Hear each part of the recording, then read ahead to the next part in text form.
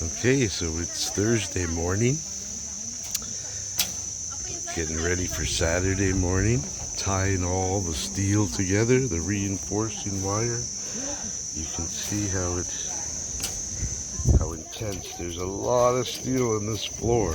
So, and it's 12 centimeters thick, which is about 5 inches or more, a little more than 5 inches. So this is going to be one incredibly powerful, strong